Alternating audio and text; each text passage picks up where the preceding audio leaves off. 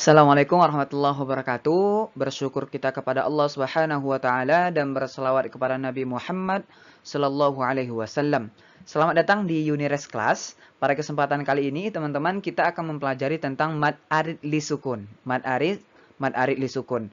Nah, seperti yang saya jelaskan sebelumnya, mad arid li sukun ini adalah pembagian dari mad farqi, ya. Mad farqi itu banyak sekali. Nah, salah satunya adalah mad arid li sukun. Apa sih sebenarnya mad arid li sukun itu? Mari kita pelajari. Nah, untuk biar nanti teman-teman paham tentang mad arid li sukun ini, kita akan memiliki 4 agenda. Pertama, nanti kita akan membahas tentang pengertiannya. Yang kedua, kita akan membahas tentang syarat-syarat dari mad arid li sukun. Selanjutnya ada cara membaca dan juga panjang bacaan mad arid li sukun ini. Dan yang terakhir, ada contoh-contoh dari mad arid li sukun itu sendiri. Kita masuk ke pembahasan yang pertama, teman-teman. Kita akan masuk ke pengertian terlebih dahulu. Ya, apa sih sebenarnya mad arid li sukun itu? Mungkin ada yang pernah dengar, mungkin ada juga yang belum pernah dengar sama sekali. Kita akan coba bahas pengertian tentang mad arid li sukun ini. Nah, mad arid li sukun, teman-teman, ini adalah awalnya dari mad tobi'i. Ya, dia adalah mad tobi'i. Tapi karena ada penambahan atau ada suatu kejadian yang menyebabkan dia menjadi mad tobi'i. Kenapa? Karena di sini ada tambahannya satu, yaitu dibaca mati atau di tanda waqaf. Jadi kemarin kita sudah mempelajari tentang mad tobi'i itu ada 3, ya. Ada fathah, ya, ada sukun, ada ya, ada fathah dengan alif, ya, ada waw sukun dengan dhamma, ada ya sukun dengan kasroh seperti itu. Nah, di sini kalau misalnya nanti kita menemukan yang ketiga tadi ada di akhir ayat atau ketika kita berhenti, ya, atau ketika kita ada tanda waqaf, maka di sini akan dibaca mad arid li sukun, akan berubah hukumnya menjadi mad arid li sukun. Yang sebelumnya itu adalah mad tobi'i, tapi karena dia berhenti karena tempat dari ayatnya tersebut, tempat dari hurufnya tersebut ada di akhir ayat atau di akhir tanda waqaf, tanda berhenti, maka dia berubah menjadi mad arid li sukun. Nah, seperti apa? Mari kita lihat nanti contohnya.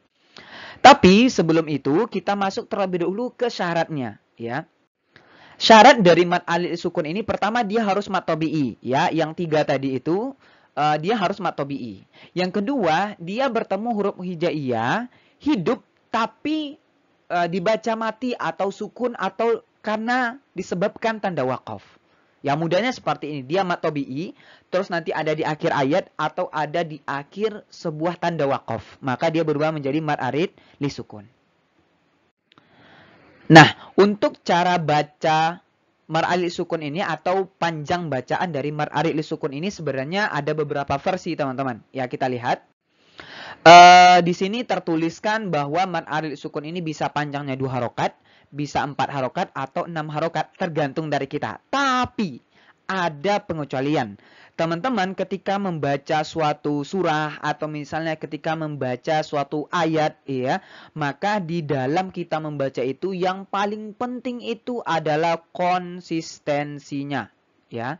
Konsistensinya. Nah, jadi nanti kalau misalnya teman-teman membaca ayat Al-Quran, ya, terus nanti ketemu dengan mad arid li sukun, maka nanti bisa dibaca semuanya 2 harokat semua, bisa 4 harokat semua, atau 6 harokat semua. Yang penting itu harus sama, ya. Maksud saya tuh kalau misalnya di ayat 1 kita bacanya 2 harokat, maka di ayat yang selanjutnya kita juga baca 2 harokat. Kalau misalnya kita baca 4 harokat, di ayat selanjutnya kita juga panjang bacanya 4 harokat. Seperti itu, ya. Nah, kita coba lihat contoh dari mad arid li sukun ini bagaimana. Nah, contoh di sini ada di surah Al-Kafirun ayat 6. Lakum dinukum waliyadin. Nah, itu contoh dari 4 harokat. Tapi kalau misal teman-teman mau baca 2 harokat juga boleh, ya. Lakum dinukum waliyadin. Selesai. Tapi ingat, seperti yang saya katakan, harus ada konsistensi dalam bacaan. Contohnya nih, di ayat 1 kita baca nanti surah Al-Kafirunnya Qul ya ayyuhal kafirun. 4 harokat, dan nanti di ayat ke-6-nya kita juga harus baca berapa? 4 harokat juga. Harus ada konsistensi bacaan.